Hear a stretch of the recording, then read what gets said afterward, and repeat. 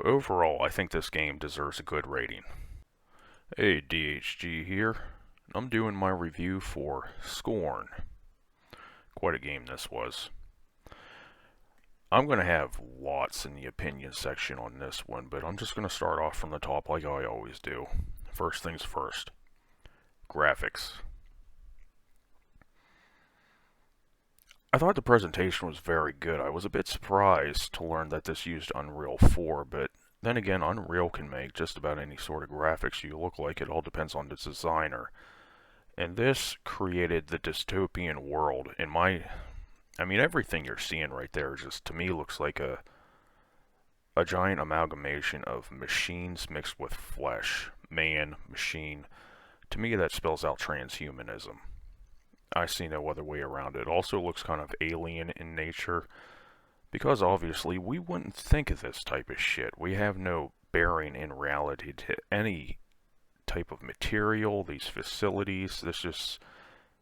It would be described as alien, but it's something that I would argue could happen.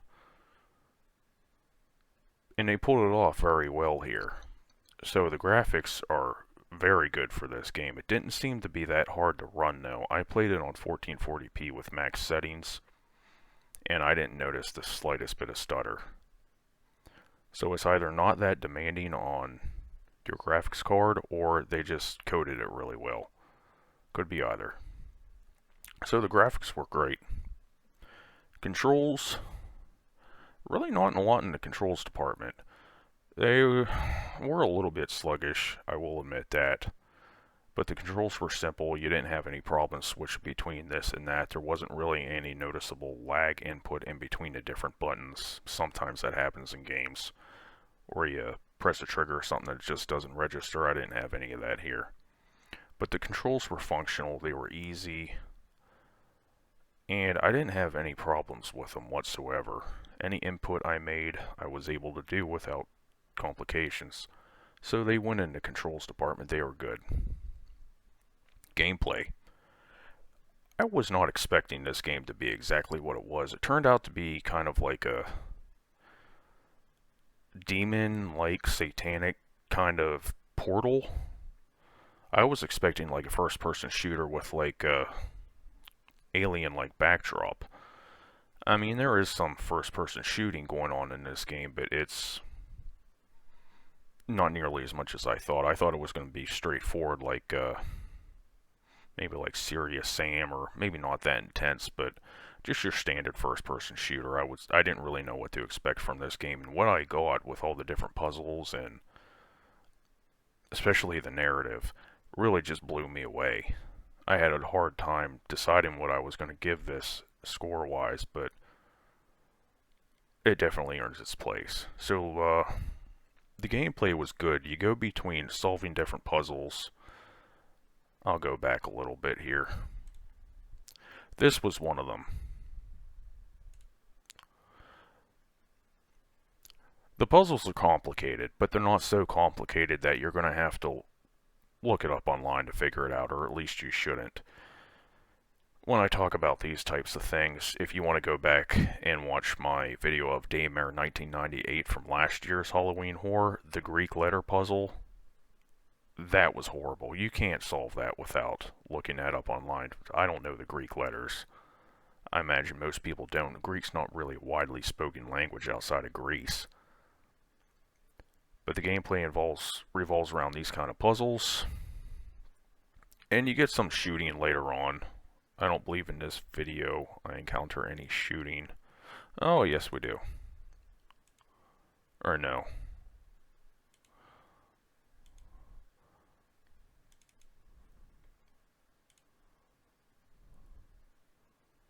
Okay, here's one of the weapons you get. You make do with it. It's kind of like a jackhammer. It's your close-range melee weapon.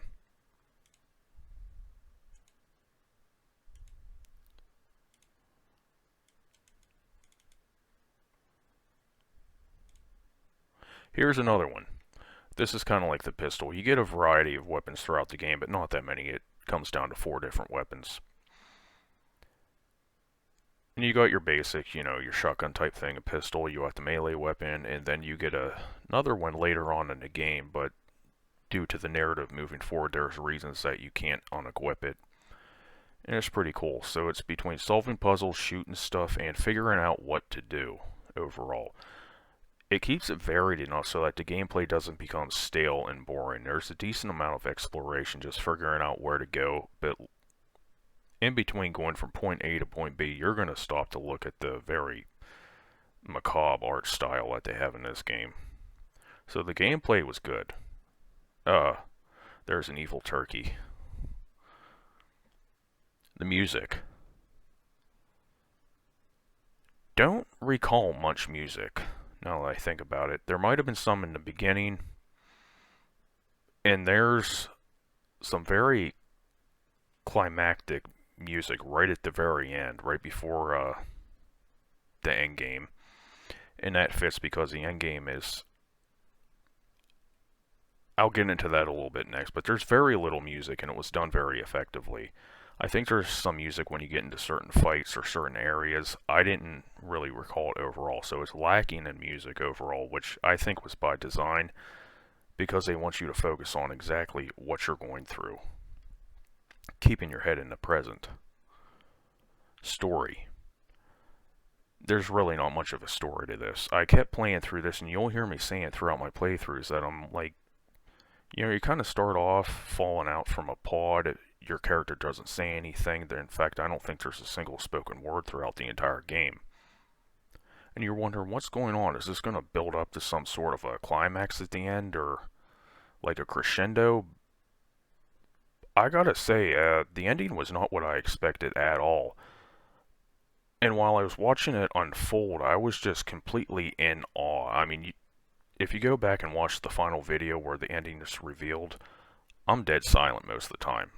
Just because I'm waiting to see what's going on. Then it struck me. I'm like, I don't know how I feel about that ending. But then I thought, with all the different themes that are in play during the game, with the maximum amount of violence, how visceral it is, it kind of felt like a fitting end for the protagonist. So I thought the story is great, and I actually think that this will become one of those games that other developers will look back upon at some point in time, trying to copy this and emulate it, because they pulled this off so well. I think it's going to be kind of like this generation's PT, which was a game that spawned a ton of copycats in the PlayStation 4 era. This might just be this era's PT. That's my prediction. Stability and bugs. Very stable, didn't have any bugs, so 2 thumbs up there. My favorite part. Depending on the subject matter of the game, I normally say absolutely nothing under opinions, or I'm going to drop bombs on you like this one. As I said, with this entire game, with the very artwork, and especially once we get into the later levels here, where it's a bit more apparent,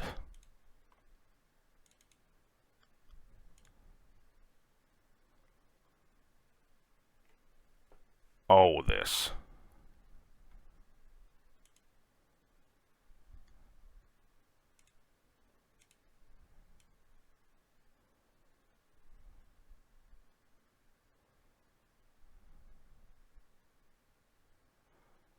Oh, yeah, here's one of the bosses you fight.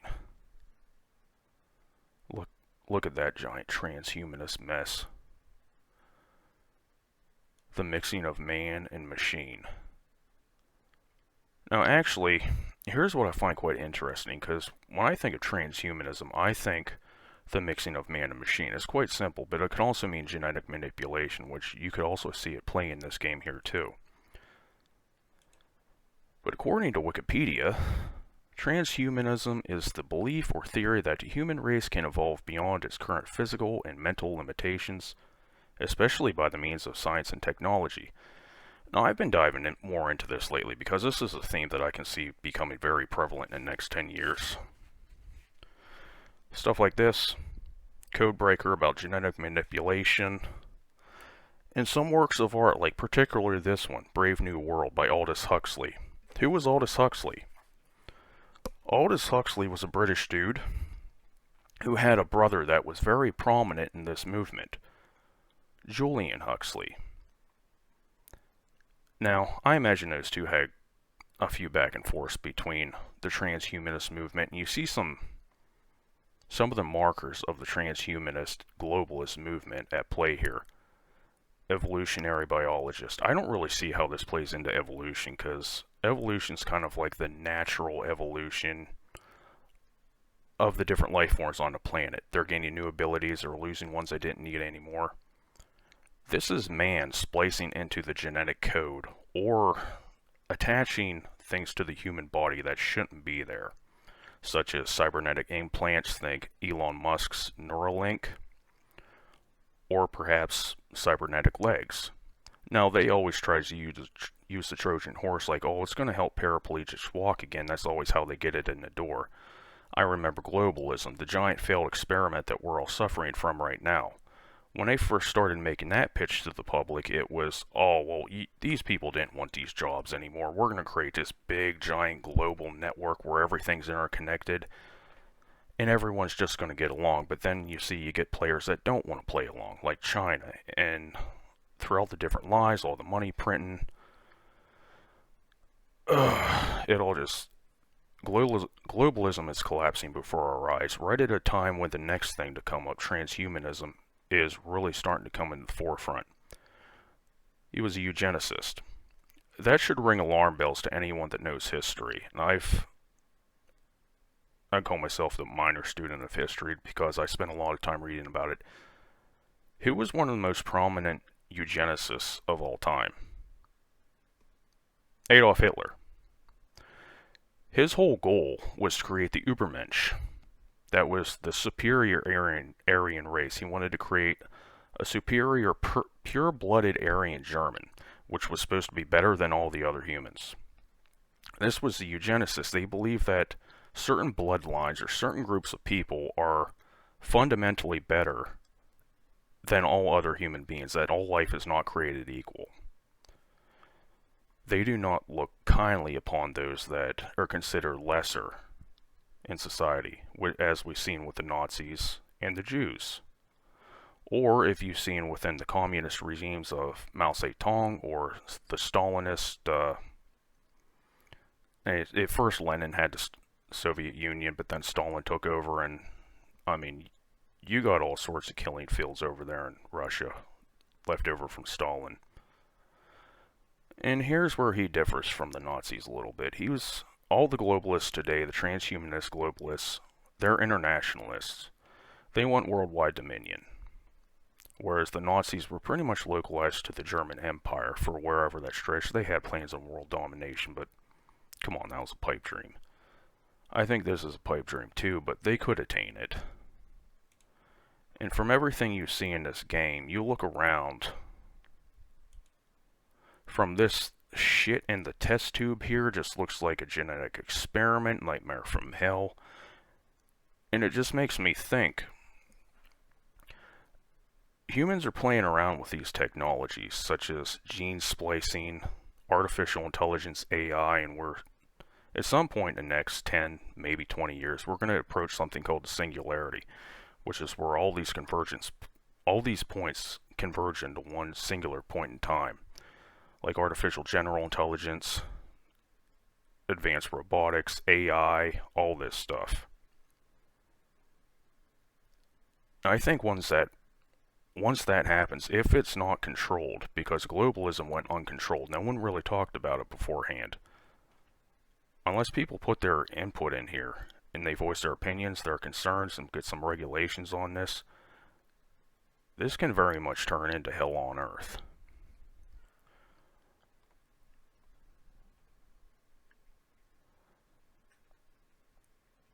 And I want to go back, see if I can find the part of the game that, yeah, right here. Not only does transhumanism scare the shit out of me, but for the people that believe in this crap, it's like a religion to them. As I've mentioned in the video playthrough for this game, the guy that created Uber, I don't know his name, but I seen an article, and I don't know what it was, some sort of a science magazine, But he's ready to worship the AI god. And it's not just him. You can hear Elon Musk's wife. I can't remember her name at the moment, but she's got the same thing. She sings it in her music. They're all looking for this. They think they're going to create this artificial intelligence that's all powerful and all knowing, and it's going to lead humanity into a brighter future. I personally think they're going to create the Antichrist. But those are my opinions. I know I'm not alone in this train of thinking, though, so. And I thought this game did a great job of showing kind of what kind of a hell mankind can create if they're just driven by pure power, envy, lust alone. And you see the depictions everywhere within the artwork in this game. Everything's flesh, machine, it just looks like a freaking nightmare. And that's what the game struck with me. I mean, I've heard other... Let me go back to that point here. I've heard other diagnoses of this game from other people. Like, I've read what other people thought about it. And they thought that some of this had to do with pregnancy, considering all these statues, and I can see their point of view. But transhumanism is still forefront in my mind when it comes to all the artwork and everything in this game. And so what would I rate Scorn? I was originally thinking giving it the great score, best one I could give. But then I thought this game's probably going to be very polarizing, and they could have done more with it to make it a little bit better. As good as it was, and as good as the playthrough I had with it, I had a great playthrough. I can see how this game could be something a lot of people would just pick up and start playing, and now they would either hate it or they would love it. So overall, I think this game deserves a good rating. Which isn't bad at all. Lots of games are good, and this is certainly one of them. This is DHG, and that's my review for Scorn, out on. I thought it was out on PlayStation as well, but no, it's only Xbox and PC, Microsoft platforms. So, if you have access to it, I recommend you play it, if you can stomach it. The game is wildly violent, though. Later.